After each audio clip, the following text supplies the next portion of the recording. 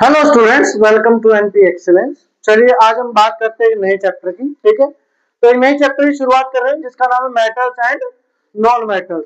Chapter 3 आपकी science का। ठीक है, दो चैप्टर्स हो चुके हैं हमारे, आप वीडियो में जाके देख सकते हैं दोनों चैप्टर्स। और कोई भी डाउट हो उससे रिलेटेड तो आप प्लीज हमें कमेंट करें।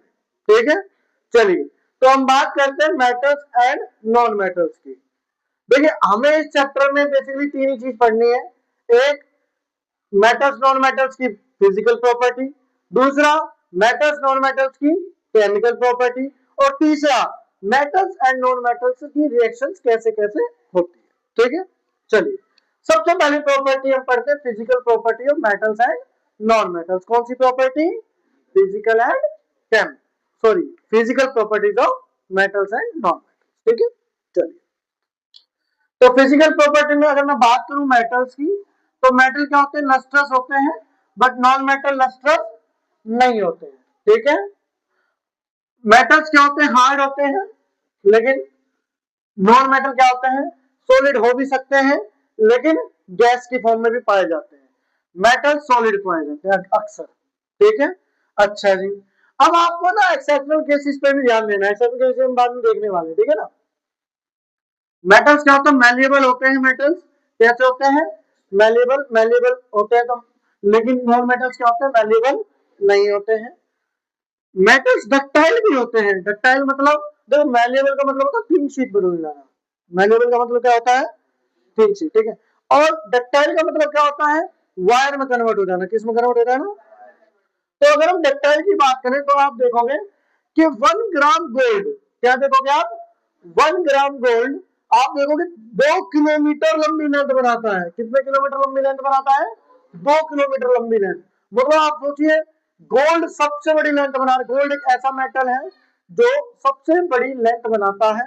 ठीक है, किसकी? मेटल की। अगर हम उसको क्या करें? डक्टाइल करें। ठीक है ना, तो कितने किलोमीटर? ये क्वेश्चन एमसीक्यू में पूछा जा सकता है। कितने किलोमीटर? 2 किलोमीटर। ठीक है, कौन कौन सा मेटल करता है? गोल्ड करता है। कौन सा मेटल करता है? Very good. और क्या होते हैं मेटल्स? क्या होते हैं? गुड कंडक्टर ऑफ इलेक्ट्रिसिटी और हाई मेल्टिंग पॉइंट पाया जाता है इनका। क्या पाया जाता है? हाई मेल्टिंग पॉइंट और गुड कंडक्टर ऑफ इलेक्ट्रिसिटी। अब ये गुड कंडक्टर ऑफ इलेक्ट्रिसिटी है, क्या है ये? गुड कंडक्टर ऑफ इलेक्ट्रिसिटी है। तो इसमें क्या है? सबसे ज्यादा गुड कंडक्टर ऑफ इलेक्ट्रिसिटी जो है वो कौन से मेटल्स होंगे? तो सबसे ज्यादा सिल्वर और कॉपर।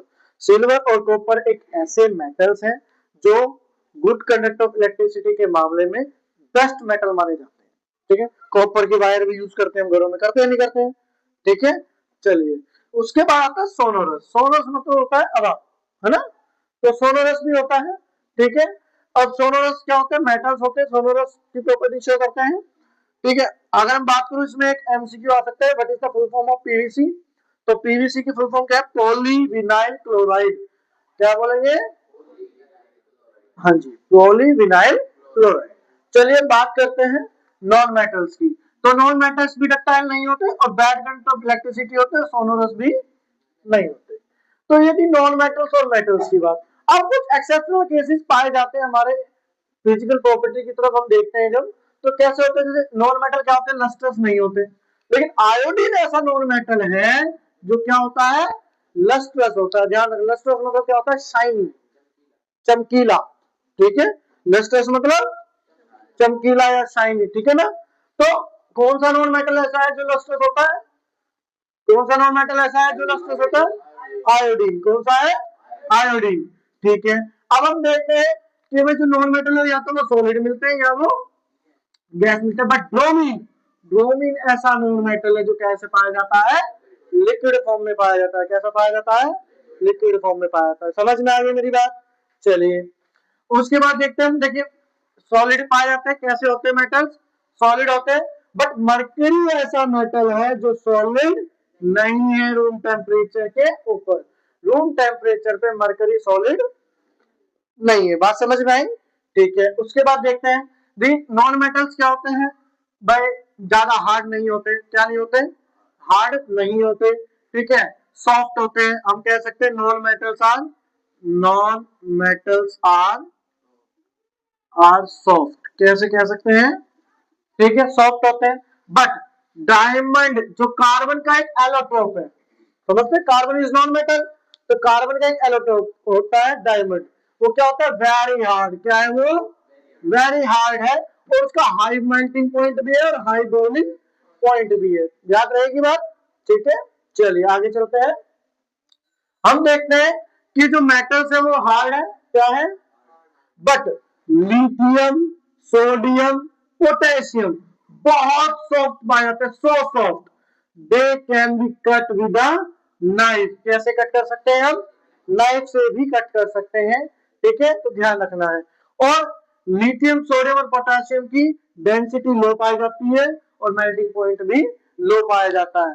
मोस्ट इंपोर्टेंट एमसीक्यूज जो आते हैं पेपर के अंदर, मोस्ट इंपोर्टेंट टॉपिक बनता है एक्सेप्शनल केस वाला, यहीं से आपको एमसीक्यूज मिलेंगे मेटल्स नॉन मेटल्स के अंदर, ठीक है, इंपॉर्टेंट है, ध्यान से पढ़ लेना स्टूडेंट्स, ठीक है।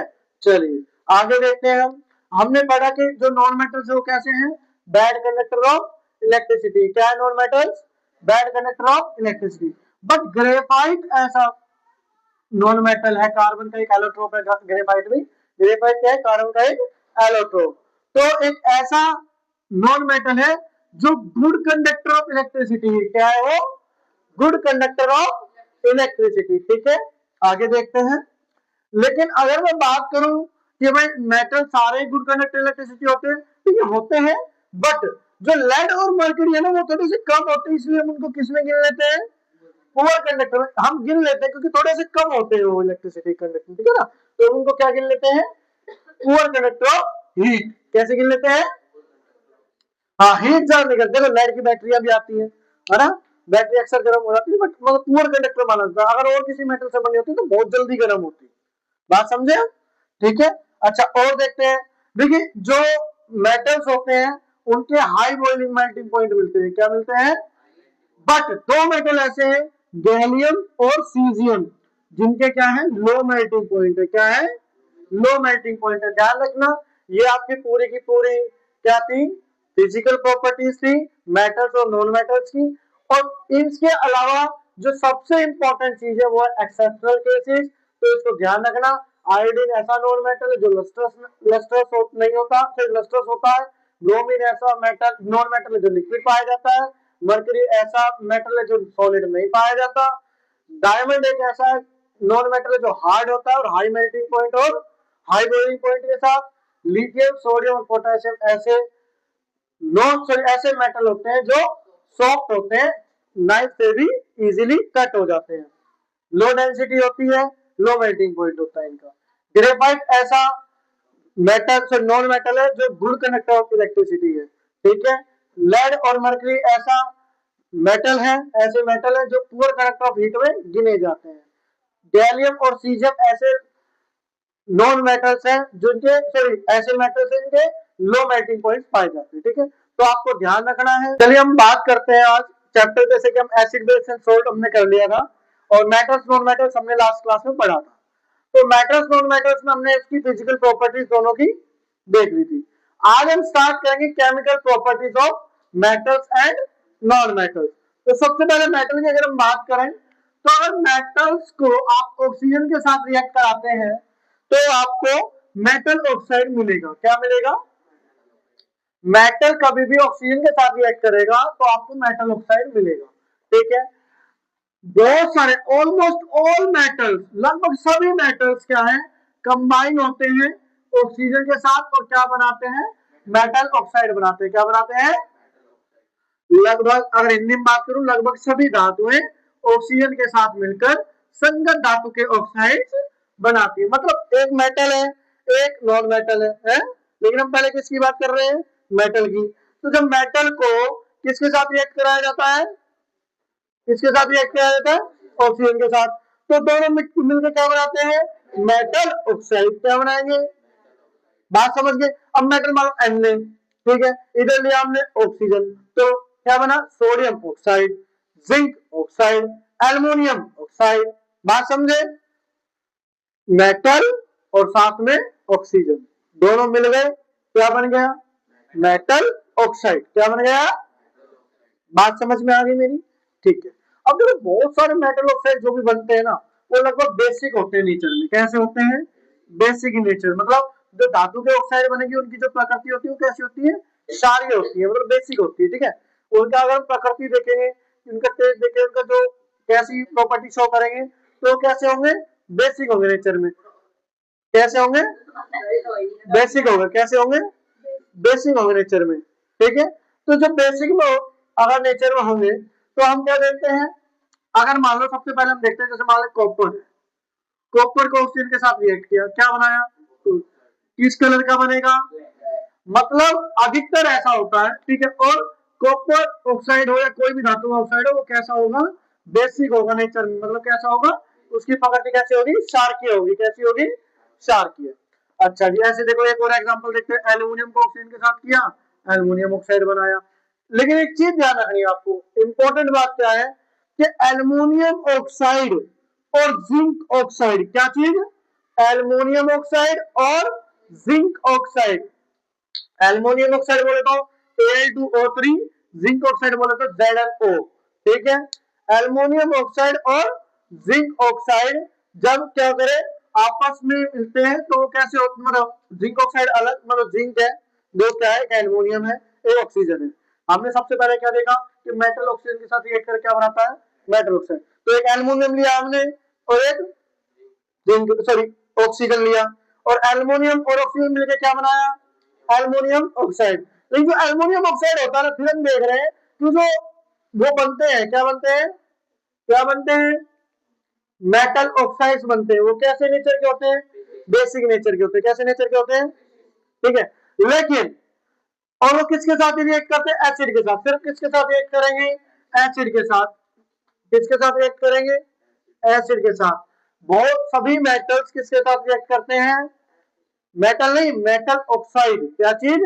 Metal oxide. मतलब ये वाली टर्म, कौन सी टर्म? ये वाली टर्म। ठीक है, जिसका नेचर कैसा है? बेसिक है नेचर में। ठीक है ना, मतलब अगर मैं सिंपल फॉर्म में बात करूं, मेटल ऑक्सीजन के साथ रिएक्ट किया, मेटल ऑक्साइड बनाया। ठीक है, धातु है, ऑक्साइड बनाई, धातु ऑक्साइड बना दी। बात समझिए। अब वो कैसा है? उसकी प्रकृति कैसी है? नेचर कैसा है उसका? क्षारकीय बोलो या बेसिक बोलो। और जो धातु और ऑक्सीजन ने मिलकर धातु ऑक्साइड बनाया है, मेटल ऑक्साइड बनाया है, वो क्या करता है? सिर्फ किसके साथ रिएक्शन करेगा? एसिड के साथ। किसके साथ रिएक्शन करेगा? सभी के सभी मेटल ऑक्साइड किसके साथ रिएक्शन करेंगे? एसिड के साथ। किसके साथ रिएक्शन करेंगे? लेकिन अब ट्विस्ट है यहाँ पे, दो मेटल ऑक्साइड, कौन कौन से? एल्युमिनियम और जिंक। कौन कौन से? एल्युमिनियम और जिंक। मतलब एक एल्युमिनियम है और एक ऑक्सीजन है, दोनों ने मिलकर क्या बनाया? Aluminium oxide. ठीक है, एल्युमिनियम ऑक्साइड क्या करेगा? एसिड के साथ तो रिएक्ट करेगा ही करेगा, साथ में बेस के साथ भी रिएक्ट करेगा। किसके साथ भी रिएक्ट करेगा? बात समझे, मतलब एसिड के साथ भी रिएक्ट कर रहा है और बेस के साथ भी रिएक्ट कर रहा है। और ऐसे ही अगर मैं बात करूं जिंक की, तो एक जिंक है और एक ऑक्सीजन है, दोनों मिलकर क्या बनाया? Zinc oxide. क्या बनाया? बन गया। अब जिंक ऑक्साइड जब बन गया तो वो जिंक ऑक्साइड क्या करेगा? एसिड के साथ तो रिएक्ट करेगा ही करेगा, साथ में बेस के साथ भी रिएक्ट करेगा। किसके साथ रिएक्ट करेगा? बात समझ में आई? दो ऐसे मेटल ऑक्साइड, कौन कौन से? एल्युमिनियम ऑक्साइड और जिंक ऑक्साइड, ऐसे मेटल ऑक्साइड्स हैं जो एसिड के साथ भी रिएक्ट करते हैं और बेस के साथ भी रिएक्ट करते हैं। ठीक है, बात समझ गए? चलिए देखते हैं। तो aluminium oxide and zinc oxide show both acidic as well as basic behaviour. मतलब वो एसिडिक भी होते हैं और बेसिक भी होते हैं। हमने देखा कि जो बाकी मेटल्स हैं वो कैसे होते हैं? बेसिक। खाली कैसे होते हैं? क्योंकि वो रिएक्शन किसके साथ करते हैं? एसिड। देखो एसिड के साथ रिएक्शन कर रहे हैं, नेचर कैसा होता है? बेसिक। किसके साथ रिएक्शन कर रहे हैं? एसिड के साथ। और नेचर कैसा है?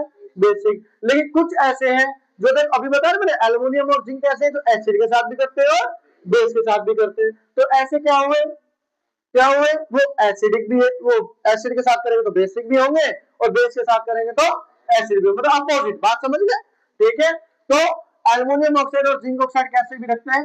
एसिडिक भी और बेसिक बिहेवियर भी शो करते हैं। मतलब एल्युमिनियम ऑक्साइड और जिंक ऑक्साइड ऐसी कुछ धातु हैं, ऑक्साइड जो अम्लीय और क्षारकीय दोनों प्रकार के व्यवहार प्रदर्शित करती है। बात समझ गए? और ऐसे मेटल्स को, सच मेटल ऑक्साइड, ऐसे मेटल ऑक्साइड्स को जो कि एसिड और बेस के साथ, दोनों के साथ रिएक्ट कर रहा है, उन तो वो क्या प्रोड्यूस करता है, सोल्ट एंड वाटर। और ऐसे और मेटल ऑक्साइड को क्या बोलते हैं, एम्फोटेरिक ऑक्साइड। हिंदी में बात करो तो उभयवर्ती ऑक्साइड, क्या बोलेंगे, उभयधर्मी ऑक्साइड या एम्फोटेरिक। उभयधर्मी है ये, उभयधर्मी क्या है, उभयधर्मी ऑक्साइड, बात समझे, ठीक है। एम्फोटेरिक ऑक्साइड क्या है ये, याद रहेगी बात। अच्छा एक बार दोबारा देखते हैं। देखिए जितने भी मेटल्स है, क्या चीज, जितने भी मेटल्स है, सभी मेटल्स कैसे होते हैं, ऑक्सीजन के साथ रिएक्ट करते हैं, और ऑक्सीजन के साथ रिएक्ट करते हैं तो कैसे बनाते हैं, कैसा दिखाते हैं, वो बेसिक इन नेचर। बेसिक क्यों दिखा रहे हैं, क्योंकि वो सारे के सारे किसके साथ रिएक्शन करते हैं, एसिड के साथ। किसके साथ रिएक्शन करते हैं, एसिड के साथ। बात समझ गए। मतलब मैं अगर नॉर्मल भाषा में बात करूं तो देखो दो सेट्स हैं, दो सेट, दो जगह है, ठीक है। एक में सारे के सारे क्या है, मेटल्स डले हुए हैं, जो कैसा बिहेवियर शो करते हैं, एसिडिक। कैसा बिहेवियर शो करते हैं, सॉरी बेसिक बिहेवियर शो करते हैं। कैसे बिहेवियर शो करते हैं, कौन, मेटल ऑक्साइड। मेटल शो नहीं करते, कौन शो करता है, मेटल ऑक्साइड। कौन शो करता है, ठीक है। जब कोई मेटल ऑक्सीजन के साथ रिएक्ट करके मेटल ऑक्साइड बनाता है, ठीक है, तब वो कैसा नेचर शो करता है, बेसिक नेचर शो करता है। क्यों, क्योंकि वो मेटल ऑक्साइड किसके साथ रिएक्ट कर लेता है, एसिड के साथ। किसके साथ रिएक्ट कर सकता है, एसिड के साथ इजीली रिएक्ट कर सकता है, मतलब अम्ल के साथ इजीली रिएक्ट कर सकता है। कैसा बिहेवियर दिखाता है, सार्की। बात समझ गए, ठीक है। लेकिन एक ऐसा सेट है, एक ऐसा बर्तन है, उस बर्तन के अंदर कुछ मेटल ऑक्साइड डले हुए हैं, कुछ मेटल ऑक्साइड्स डले हुए हैं, जो क्या कर रहे हैं, जो मेटल ऑक्साइड क्या कर रहे हैं, एसिड के साथ भी रिएक्ट कर रहे हैं और बेस के साथ भी रिएक्ट कर रहे हैं। तो एसिड के साथ रिएक्ट कर रहे हैं, इसीलिए इनका कैसा नेचर हुआ, बेसिक नेचर हुआ। लेकिन बेस के साथ भी कर रहे हैं तो इनका नेचर कैसा भी हुआ, एसिडिक भी हुआ। मतलब एसिडिक और बेसिक दोनों नेचर ये शो करते हैं। तो ऐसे मेटल ऑक्साइड कौन से हैं, एक एल्युमिनियम ऑक्साइड, दूसरा जिंक ऑक्साइड। कौन कौन से हैं, एक एल्युमिनियम ऑक्साइड, दूसरा जिंक ऑक्साइड। समझ में आ गई मेरी बात, ठीक है। और ऐसे मेटल ऑक्साइड्स को हम क्या बोलते हैं, एम्फोटेरिक, एम्फोटेरिक ऑक्साइड। तो आप किसको बोलते हैं, जो वो मेटल ऑक्साइड जो एसिड के साथ भी रिएक्ट करे और बेस के साथ भी रिएक्ट करे, ऐसे मेटल ऑक्साइड्स को क्या बोलेंगे, एम्फोटेरिक ऑक्साइड्स। क्या बोलेंगे, एम्फोटेरिक ऑक्साइड्स, मतलब उभयधर्मी ऑक्साइड्स। क्या बोलेंगे, समझ में बात। जैसे एल्युमिनियम ऑक्साइड ने HCl के साथ रिएक्ट किया तो क्या बनाया, aluminium chloride plus water. Aluminium oxide ने NaOH, देखो HCl क्या था, एसिड था, और NaOH क्या है, बेस है, ठीक है। बेस के साथ रिएक्ट किया, क्या बनाया, सोडियम एल्यूमिनेट। ATE का मतलब लास्ट में ATE लग गया, मतलब ऑक्सीजन लगा हुआ है। क्या लगा हुआ है, तो क्या बोलेंगे, सोडियम एल्यूमिनेट। क्या बोलेंगे, ठीक है। और वाटर कहां निकल गया, बाहर। क्या निकल गया, याद रहेगी बात। चलिए इसको राइट डाउन कीजिए। चलिए इसके आगे चलते हैं अब हम। तो स्टूडेंट्स अब हम बात करेंगे किसकी, एल्कली सिस्टम की। हमने देखिए अभी अभी देखा कि जो मेटल ऑक्साइड्स होता है वो आपस में रिएक्ट करते हैं, ठीक है। मेटल जो होता है ऑक्सीजन के साथ रिएक्ट करके मेटल ऑक्साइड्स बनाते हैं। और जो मेटल ऑक्साइड बनाते हैं वो मेटल ऑक्साइड कैसे होते हैं, कैसे होते हैं, बेसिक नेचर होते हैं। कैसे होते हैं, बेसिक इन नेचर या क्षारकीय होते हैं। और जब क्या होता है, ये बेसिक नेचर वाले जो होते हैं, मान लो दो ऐसे मेटल ऑक्साइड बताए मैंने आपको, जो बेसिक नेचर भी होते हैं और एसिडिक नेचर भी होते हैं। कौन कौन से हैं वो, जिंक ऑक्साइड और एल्युमिनियम ऑक्साइड। कौन कौन से, जिंक ऑक्साइड और एल्युमिनियम ऑक्साइड। अब वो ऑक्साइड एसिडिक क्यों होते हैं, क्योंकि वो बेस के साथ भी रिएक्ट करते हैं, ठीक है। बात समझ में आई। चलिए आगे देखते हैं हम। Most of the metal oxides are insoluble in water. पर बहुत सारे मेटल ऑक्साइड्स ऐसे होते हैं जो वाटर में सोल्यूबल नहीं होते, बट कुछ ऐसे होते हैं जो वाटर में सोल्यूबल हो जाते हैं, जिनको कहते हैं एल्कलीज। क्या कहते हैं, एल्कलीज। याद रहेगी बात, ठीक है। What is alkalis, those metal oxides are soluble या dissolved in water is called alkali, ठीक है। इंडियन बात करूं तो अधिकांश धातु ऑक्साइड जल में घुलनशील होती हैं, लेकिन कुछ ऐसी होती है जो जल में घुलकर क्षार प्रदान करती है, ठीक है। जैसे कौन कौन सी दो है वो, सोडियम ऑक्साइड और पोटेशियम ऑक्साइड। कौन कौन सी है, सोडियम ऑक्साइड और पोटेशियम ऑक्साइड। ऐसे दो वो है मेटल ऑक्साइड्स है जो एल्कलीज होते हैं, क्या होते हैं, और क्या करते हैं, डिसोल्व हो जाते हैं वाटर के अंदर, ठीक है। Na2 plus H2 that gives to NaOH, KO2O plus H2O that gives to KOH। हो गया, बात समझ में। ये क्या बना, सोडियम हाइड्रोक्साइड, ये बना पोटेशियम हाइड्रोक्साइड। बात समझ गए, ठीक है। अच्छा जी, आगे बात करें तो देखो पोटेशियम और सोडियम जो है ना वो रिएक्ट कर जाते हैं बहुत जल्दी से रिएक्ट कर जाते हैं, ठीक है। और क्या करते हैं, रिएक्ट किससे करते हैं, रिएक्ट कर जाते हैं ऑक्सीजन से। किससे रिएक्ट कर जाते हैं, ऑक्सीजन से। और वो बहुत तेजी से फायर पकड़ते हैं और इसीलिए उनको कॉपर में नहीं रखा जाता। अगर उनको कॉपर में रख दिया जाए तो बहुत तेजी से ऑक्सीजन के साथ क्या करेंगे, रिएक्शन कर जाएंगे और क्या होगा, बहुत तेजी से फायर कैच करेंगे वो, ठीक है ना, मतलब ब्लास्ट वगैरह। तो इससे प्रोटेक्ट करने के लिए, बचने के लिए, ठीक है, इस एक्सीडेंटली फायर से बचने के लिए हम क्या करते हैं, उसको, किसको, सोडियम ऑक्साइड को और पोटेशियम ऑक्साइड को क्या करते हैं, केरोसिन में इमर्ज कर देते हैं, डुबो कर रखते हैं। कैसे रखते हैं, इमर्ज करके रखते हैं, केरोसिन में डुबो कर रखा जाता है। किसको, पोटेशियम को, पोटेशियम ऑक्साइड को और सोडियम ऑक्साइड को। बात समझ गए, ठीक है, इतनी बात समझ में आई, ठीक है। हमने क्या देखा, एम्फोटेरिक ऑक्साइड देखा, अल्कलीज देखे, बेसिक इन नेचर देख लिया, ठीक है, बात समझे। इस टॉपिक से जुड़ा हुआ कोई भी डाउट हो तो आप मुझे कमेंट कीजिए, लाइक कीजिए वीडियो को, शेयर कीजिए और सब्सक्राइब कीजिए एनपी एक्सीलेंस एनोडाइजिंग पेज, ठीक है। देखिए एनोडाइजिंग क्या है, क्या होता है एनोडाइजिंग। एनोडाइजिंग होता है आपका एक प्रोसेस है। हम बात करें एनोडाइजिंग की तो anodising is a process of forming a thick oxide layer of aluminium. देखिए एनोडाइजिंग की हेल्प से ही हम क्या करते हैं, जितने भी एल्युमिनियम के वेसल्स या जितने भी एल्युमिनियम की बाकी चीजें, बाकी ऑब्जेक्ट्स हमारे यूज में आ रही हैं, वो सभी जो यूज की जाती है वो किसकी वजह से की जाती है, एनोडाइजिंग एजेंट करने के बाद, ठीक है, इंपॉर्टेंट है, देखते हैं, ठीक है। एल्युमिनियम क्या करता है, एल्युमिनियम को डेवलप किया जाता है थिन ऑक्साइड लेयर के, ताकि कब, ताकि वो एयर में एक्सपोज ना हो। The aluminium oxide coat make it resistant to further corrosion. देखिए क्या होता है, कोरोजन क्या होता है, किसी साथ रिएक्ट कर जाना, टकरा जाना, मतलब कोरोजन हो गया। अब हम बात करते हैं, मान लो कोई भी एलिमेंट है, कोई भी मेटल है, किसी के साथ रिएक्ट कर रहा है, मतलब वो कोरोजन कर रहा है, ठीक है।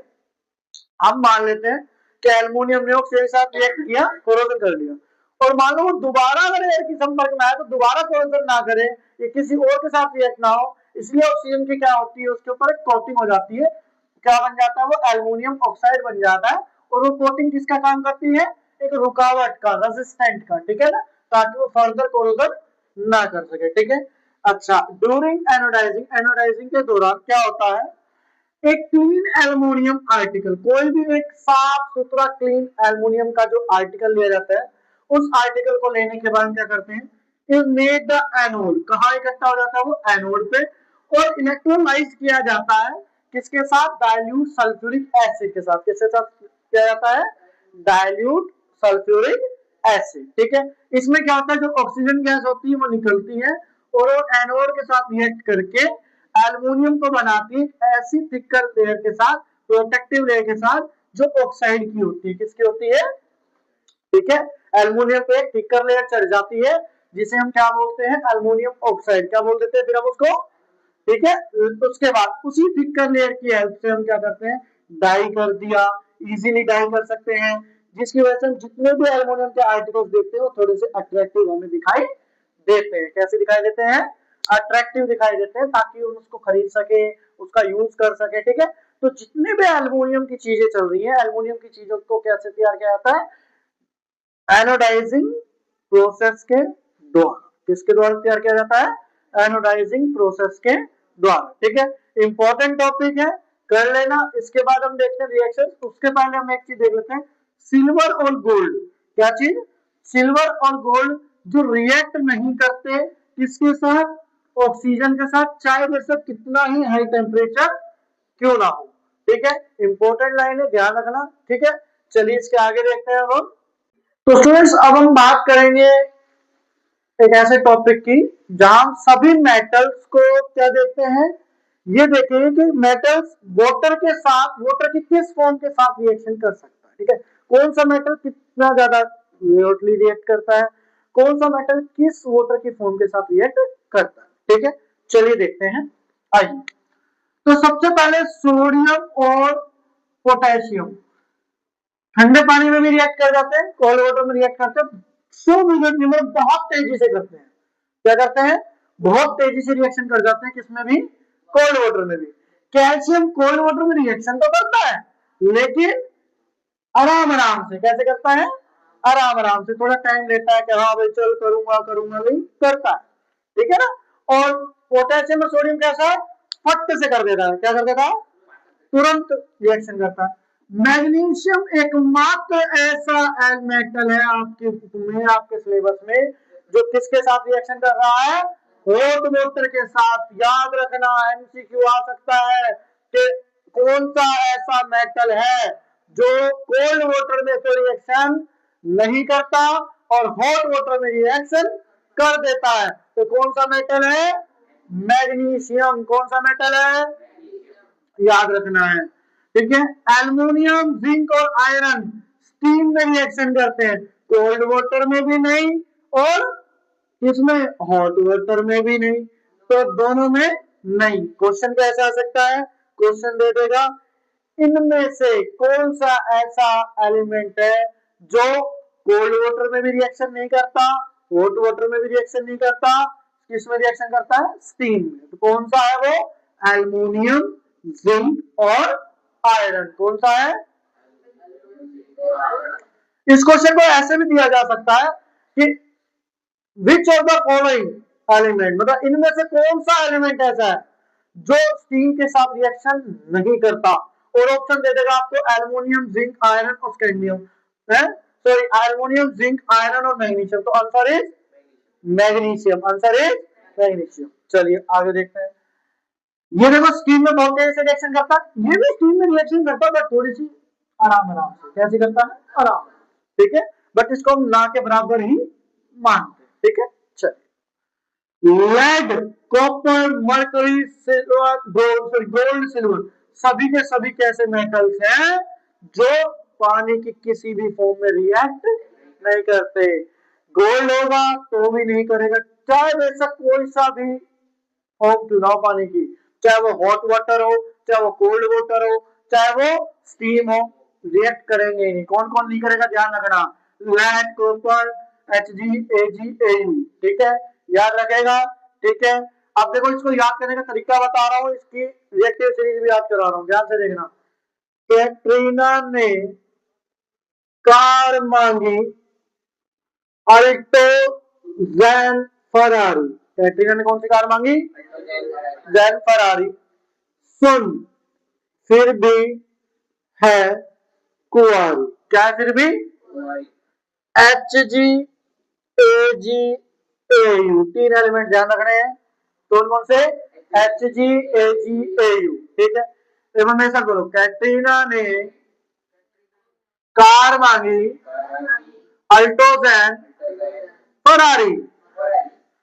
सुन फिर भी है कुंवारी, Hg, Ag, Au। ठीक है, बात समझ में आई। अब देखिए ऊपर वाले जितने एलिमेंट होंगे वो कोल्ड वाटर के साथ, कोल्ड वाटर के साथ रिएक्शन करेंगे। ठीक है, बीच वाला जो एलिमेंट मैग्नीशियम है वो हॉट वाटर के साथ रिएक्शन करेगा। ठीक है, उसके बाद एल्युमिनियम से लेके ये तक, फरारी तक स्टीम आ जाएगी। ठीक है, ये भी हल्की स्टीम है। ठीक है, और उसके बाद डू नॉट रिएक्ट, कितने, डू नॉट रिएक्ट। तो देखो इसमें कितने आए, 3, कितने आए, 3, इसमें कितने आए, 4 हम मान लेते हैं, स्कैंडियम मान ही लेते हैं। ठीक है, तो 4। ठीक है, इसमें कितने आए, 1 2 3 4 5 6, तो कितने हुए, 346। याद रखना ये रूल, 3 4 6 क्या है, हम H को हालांकि हटा के चलते क्योंकि मोटर के साथ रिएक्शन हो रही है, इसको हटा के चलते हैं तो असलियत में तो यह क्या है 3 4 5, क्या रिएक्शन याद रहेगी 3 4 5, क्या रिएक्शन याद रहेगी 3 4 5, क्या रिएक्शन याद रहेगी 3 4 5, ठीक है। 3 क्या है कोल्ड वाटर, आपकी उसके बाद 4 क्या है स्टीम, और ये क्या है फूड। और एक एलिमेंट ऐसा है मात्र, क्या चीज, एक एलिमेंट ऐसा है वो क्या है मैग्नीशियम, जो किसके साथ रिएक्शन करता है कोल्ड। तो ये क्या बन जाता है 3 1 4 5, क्या बन जाता है, याद रहेगी, इस कोड को याद रखना 3 1 4 5, ठीक है। और ये आपकी रिएक्टिव सीरीज है, सबसे ज्यादा रिएक्टिव मेटल कौन, पोटेशियम। अगर हम ऐसे चलेंगे तो रिएक्टिव सीरीज कैसी हो जाएगी, इंक्रीज, क्या रहेगी इंक्रीज। और अगर हम नीचे जाएंगे तो कैसी हो जाएगी डिक्रीज, क्या हो जाएगी डिक्रीज, ठीक है, बात समझ में आई, ठीक है। इसके hello students, welcome to NP excellence. आज हम जानेंगे मेटल्स या नॉन मेटल्स, ठीक है, कैसे बॉन्डिंग बनाते हैं, कौन गेन करता है, कौन लूज करता है, किस चीज को हम क्या वैलेंसी के साथ मेटल कहते हैं, क्या नहीं कहते हैं, ठीक है। बहुत इंपॉर्टेंट टॉपिक है, बेसिक टॉपिक है लेकिन इंपॉर्टेंट बहुत है, ठीक है, बॉन्डिंग के लिए इंपॉर्टेंट है, ठीक है। जैसे कोवेलेंट और आयनिक बॉन्ड जो आप पढ़ने वाले हो फोर्थ और थर्ड चैप्टर में, ठीक है, तो इंपॉर्टेंट है उसके लिए भी, ठीक है।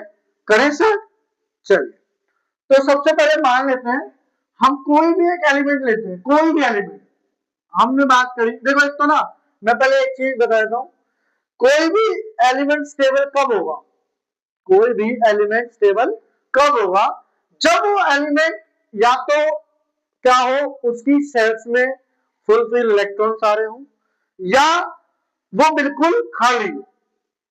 जो हाफ वेव से स्टेबल होने वाली सीरीज है वो हम 11th में बात करेंगे, 10th में आपको कितना याद रखना है बस, जैसे मान लो आपने पढ़ा है 2 8 8, हालांकि होता तो कुछ और है ना, याद आया, लेकिन हमें कितना पढ़ना है, ये वाली लाइन पढ़नी है, ठीक है। होता तो क्या 2 की पावर n के हिसाब से होता, बट आपको कैसे रखना है ऐसे, ठीक है। 9th में पढ़ा है, 9th में पढ़ा है, चलिए अब हम क्या देखते हैं, देखिए इन सेल्स को कैसे देखा जाएगा, जैसे मान लो 2 इलेक्ट्रॉन है, किसी का एटॉमिक नंबर है 2, क्या है atomic number, atomic number is 2, किसका है वैसे बता देता हूं, हीलियम का, किसका है, गुब्बारे में भरी जाती है, ध्यान रखना, हीलियम का है, हीलियम का, ठीक है जी। अब ये इंपॉर्टेंट है, कैसे, एटॉमिक नंबर है 2, कितना है, आपकी पहली सेल में कितने इलेक्ट्रॉन्स आते हैं, 2 इलेक्ट्रॉन्स आते हैं, तो यहां पे भी 2 है, आना भी कितना चाहिए 2, बात समझे। तो ना ही ये ले सकता और ना ही ये दे। मान लो किसी व्यक्ति को, कोई राजू है, क्या है राजू, तो मान लो कोई राजू है, ठीक है, तो राजू क्या कह रहा है कि राजू के पास है 100 रुपए, कितने रुपए हैं, और उसको काम कितने रुपए का है 100 रुपए का। तो आप मुझे बताओ क्या वो कोई दूसरा बंदा है बिट्टू, तो क्या वो बिट्टू को 100 में से 50 रुपए उधार दे पाएगा, नहीं देगा, क्यों नहीं देगा, क्योंकि उसके पास 100 रुपए है, उसको कितने रुपए का काम है 100 रुपए का ही काम है। क्या वो बिट्टू से 50 रुपए ले पाएगा, शायद नहीं, क्यों, क्योंकि जितना का काम है उतने रुपए उसके पास है। तो हीलियम भी एक ऐसा ही एलिमेंट नोबल गैस है कि 2 इलेक्ट्रॉन फुलफिल होने के लिए चाहिए, इसके अंदर कितने इलेक्ट्रॉन्स है 2 ही, बात समझे, इसलिए क्या है ये, क्या है ये नोबल गैस, क्या है, तो नोबल गैस याद करने का तरीका ध्यान रखो, नीना नीना और करीना, क्या रहेगा, हीना नीना और करीना, ठीक है, क्या क्या है,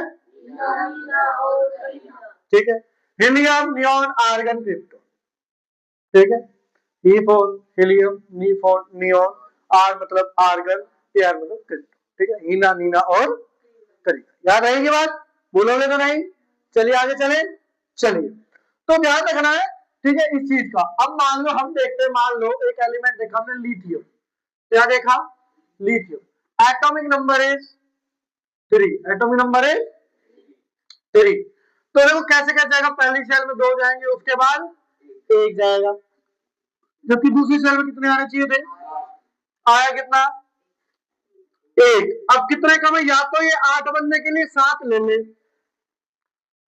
या तो ये 8 बनने के लिए क्या कर ले, 7 ले ले, ठीक है, या फिर ये क्या करे, इसको भी दे दे, इसको भी दे दे, तो कितना दे सकता है ये, 1।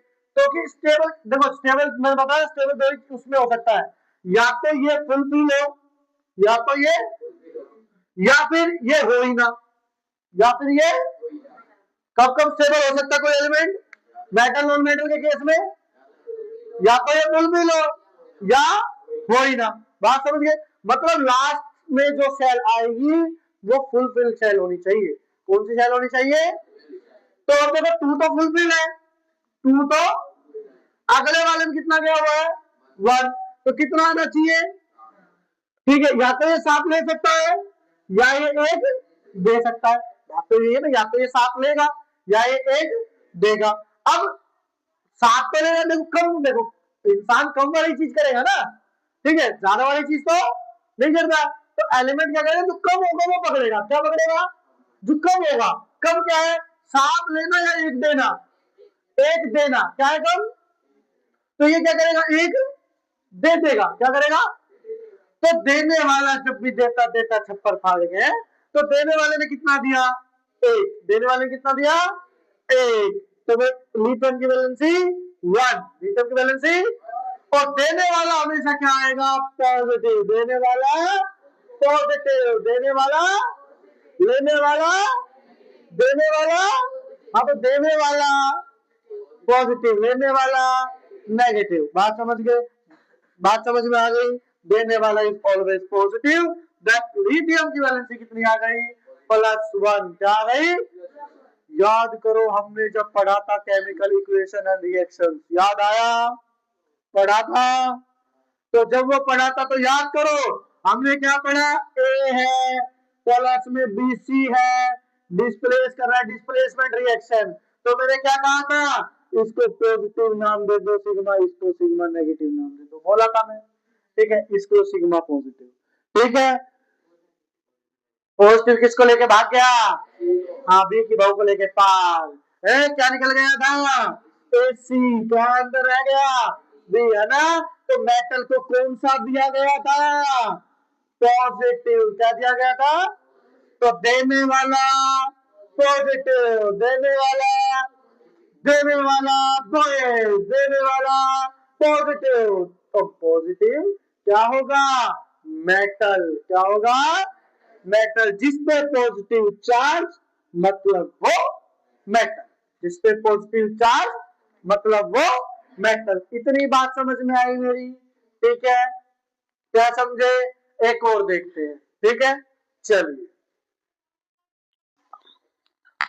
तो स्टूडेंट्स एक और एग्जांपल हम बात करते हैं, ठीक है, अब हम देखते हैं बेरिलियम, क्या होगा, तो अब हम देखते हैं बेरिलियम, क्या देखते हैं, ये लो जी बी, ठीक है, atomic number is 4, atomic number is 4, तो 4 कैसे जाएगा, पहले में 2 से ज्यादा नहीं जा सकता है, 2, और दूसरे वाले में भी 2, अब आने कितने चाहिए थे इसमें, 8, आए कितने, 2, तो या तो ये 8 बनाने के लिए क्या करे, 6 ले, या ये क्या करे, 2 दे दे, कम कौन सा है, 2, मतलब देने वाला, मतलब देने वाला, देने वाला पॉजिटिव, देने वाला, और जब पॉजिटिव होगा वो क्या होगा, मेटल, तो ये क्या हुआ, मेटल, मतलब अगर इंजन बात करूं तो धातु, ठीक है, बात समझ में आई, तो याद रखना है बेरिलियम का एटॉमिक नंबर 4,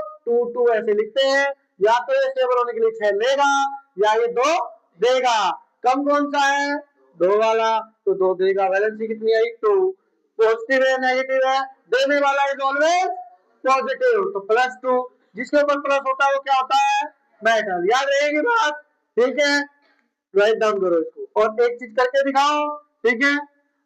10 तक निकाल के दिखाओ मेरे को, 1 to 10 तक बताओ। मैं पूछूंगा कि कितनी नोबल गैस आई, नोबल गैस कौन कौन सी आई, ठीक है, कितने मेटल्स आए, ठीक है, कितने नॉन मेटल्स आए, सब अभी पूछेंगे हम, ठीक है। आप इसको राइट डाउन कीजिए। तो स्टूडेंट्स देखते हैं कि 1 से 10 तक हमारे पास कितने मेटल्स, नॉन मेटल्स और नोबल गैसेज आई। तो देखिए वर्साटाइल इन नेचर होते हैं दो, hydrogen and carbon. Noble gas आती है दो, जिनका पूरे के पूरे स्टेबल होती है, ठीक है। मेटल्स आते हैं 3 एंड नॉन मेटल्स भी आते हैं 3, ठीक है। बात समझ गए, ठीक है। अब हम क्या देखते हैं, कि कैसे होगा ये, कि जितने भी मेटल्स होती है या नॉन मेटल्स होती है, जितना चार्ज कैरी कर रही है, क्या कर रही है। जैसे मान लो अब मैं दो वर्ड लेता हूं, मैं लेता हूं सोडियम, क्या लेता हूं, एटॉमिक नंबर इज 11, कैसे कैसे चलता है 2 8 8 16, मैंने बताया आपको। तो सोडियम को कैसे देखेंगे हम, पहले में 2, फिर कितना आ सकता है 8, 8 और 2 10 हो गए पूरे, तो 1, इसमें आना कितना चाहिए था 8, तो कितनी कमी रहेगी 7, या तो 7 दे सकता है या या तो 1 दे सकता है या 7 ले सकता है।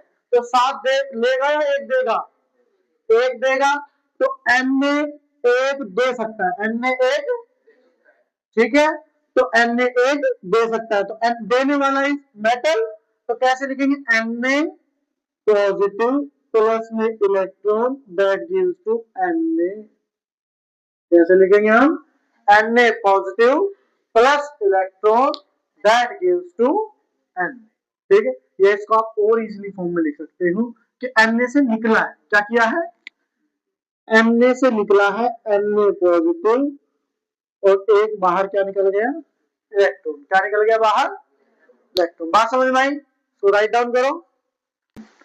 तो अब देखिए हमें क्या देखना है, Na ने क्या किया, Na पॉजिटिव होकर अपने आप को स्टेबल किया, और एक इलेक्ट्रॉन कहां निकल गया, बाहर, कहां निकल गया, ठीक है। अब मान लो कोई एलिमेंट में दूसरा उठाया क्लोरीन, क्या उठाया, क्लोरीन, क्या उठाया, क्लोरीन, तो क्लोरीन का एटॉमिक नंबर कितना है 17, कितना है, तो 287, 287, आना कितने चाहिए थे 8, आया कितना 7, तो या तो ये 1 ले सकता है या ये 7 दे सकता है, तो 1 लेगा या 7 देगा, 1 लेगा, जाहिर सी बात है। तो it is non metal, it is non metal, तो 1 ले लेगा, क्लोरीन क्या करेगा, 1 इलेक्ट्रॉन ले लेगा, तो किसमें स्टेबल हो जाएगा, किसमें स्टेबल हो जाएगा, Cl। अब जिसके ऊपर 1 इलेक्ट्रॉन चला गया नेगेटिव, क्या है, तो नेगेटिव, बता दें, देने वाला पॉजिटिव, लेने वाला नेगेटिव, देने वाला पॉजिटिव चार्ज कैरी करेगा, लेने वाला नेगेटिव चार्ज कैरी करेगा। बात समझ में आ गई, ठीक है। अब Na क्या करता है, Na और पॉजिटिव, Cl नेगेटिव, तो क्या ये आपस में बॉन्ड बना सकते हैं, क्या ये आपस में बॉन्ड बना सकते हैं, बना सकते हैं, ठीक है। तो Na और Cl क्या बना लेते हैं आपस में, ये एक देने वाला और ये एक लेने वाला, तो पॉजिटिव नेगेटिव मिलकर एक न्यूट्रल कंपाउंड बना लेते हैं, क्या बना लेते हैं, न्यूट्रल कंपाउंड, न्यूट्रल कंपाउंड। और ये कंपाउंड क्या कहते हैं, सॉल्ट, ठीक है। सॉल्ट किसका है, सोडियम, सोडियम क्लोराइड, किसका सॉल्ट है, सोडियम क्लोराइड। अब कैसे कैसे इसकी स्ट्रक्चर होती है ये हम देखते हैं, ठीक है। चलिए तो स्टूडेंट्स अब हम देखते हैं कैसे वो बॉन्ड जाता है, कैसे NaCl का एक सॉल्ट बनता है, ठीक है। तो Na क्या था, Na एक इलेक्ट्रॉन अपने ऊपर रख के स्टेबल करता है, Na पॉजिटिव, है ना, तो क्या करता है, एक इलेक्ट्रॉन किसको दे देता है, Cl को। ये जो क्रॉस लगे हुए हैं, ये क्रॉस उतने लगाने हैं जो क्लोरीन की लास्ट सेल में इलेक्ट्रॉन आए थे। जैसे क्लोरीन का एटॉमिक नंबर 17 था, तो 2 8 और 7, तो लास्ट सेल में कितने थे 7, तो एक क्रॉस भी 1 2 3 4 5 6 7, एक साइड 2 ही लग सकते हैं, तो ध्यान रखना 1 2 3 4 5 6 और 1 7, 7 क्रॉस आ गए, ठीक है। उसके बाद ये वाला इलेक्ट्रॉन भी कहाँ आ गया, Cl के पास आ गया, तो ये वाला इलेक्ट्रॉन और 1 2 3 4 5 6 7 क्लोरीन, और Na कैसे स्टेबल हो गया, पॉजिटिव के साथ, ठीक है। तो ऐसे हमें किसका सोल्ट मिला, सोडियम क्लोराइड का, किसका सोल्ट मिला, सोडियम क्लोराइड का, ठीक है। तो ध्यान रखना है, कल हम बात करेंगे आयनिक कंपाउंड्स की, ठीक है, और इनको इजीली आप सोल्व कर सकते हैं। तो मेटल्स और नॉन मेटल्स ये सब आप निकालिए, ठीक है, कमेंट में बताइए, और 20 तक आपको निकालना है, ठीक है, मिनिमम। और वीडियो को लाइक कीजिए, कमेंट कीजिए, शेयर कीजिए and subscribe NP excellence. Thank you.